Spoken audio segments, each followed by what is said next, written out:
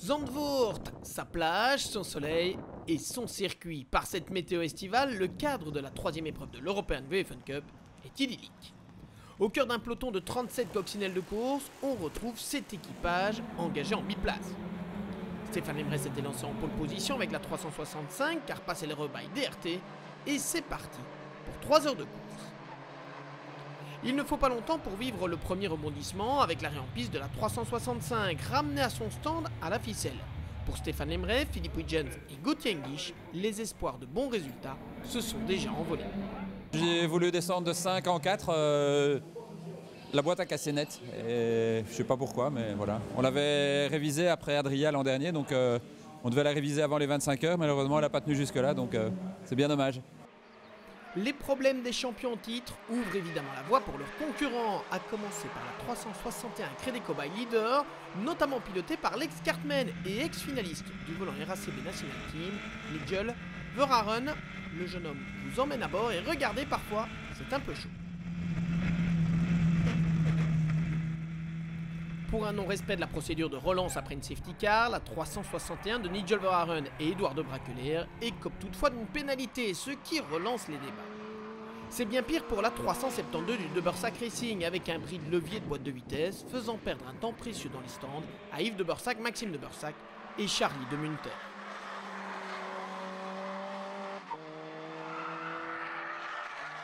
L'équipe Monster by Milo de Francis Punus et Eric Jardon pense alors tenir le bon bout. Mais c'est sans compter sur la fin de course de Nigel Verhaeren qui, déchaîné, arrache la victoire en fin de parcours pour la plus grande joie de son équipier, Édouard de Braquelaire. On renoue avec une victoire, enfin je vais dire, mais j'ai arrêté la compétition pendant longtemps, je viens de reprendre, mais Nigel est un avion de chasse. Donc moi j'ai juste essayé de conserver une position. Mais c'est lui qui a fait la victoire en fait. Pour sa deuxième course en automobile, c'est déjà une première victoire pour Nigel. Cette première victoire, je n'avais jamais pensé la remporter si tôt, mais il n'y a pas de meilleur endroit pour le faire. Derrière les deux leaders, la 304 sautera plan by Milo avec Manuel Martin et Christian Wautier est montée sur la plus petite marche du podium. Le top 5 de cette première course était complété par la 378 Nitro 44 by Acom Racing avec Xavier Mesquita, Rainer Westhope, Tim de Toledo Sommerlath et Michael Hansen.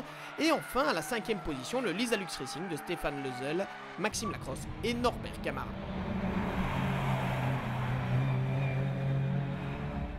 Après une pause d'à peine plus d'une heure, les concurrents se remettent sur la grille pour la deuxième confrontation. Et grâce à son succès, c'est la 361 qui est la mieux placée devant la 342. Francis Punus vous emmène d'ailleurs à bord pour le départ. Regardez le coude à coude avec la 372 de Bursac Racing et voyez comment il va prendre la tête de la catégorie en piquant Édouard de Braquelaire au freinage.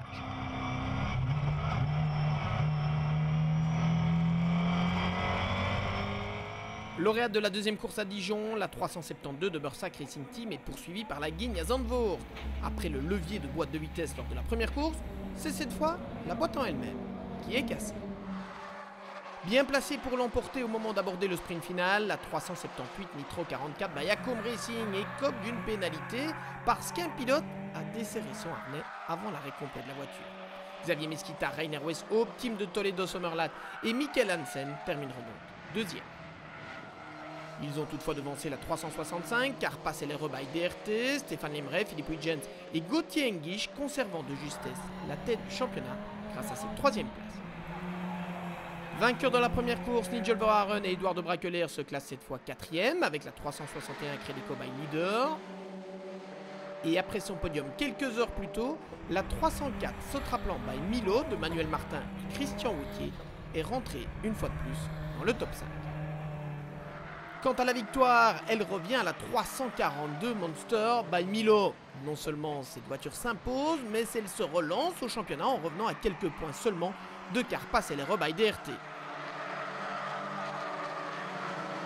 La consécration, vraiment, c'est un circuit qui nous porte chance parce que l'année passée, et je pense que l'année d'avant, nous avions déjà fait un podium. C'est un circuit aussi qui correspond vraiment à ce genre de véhicule.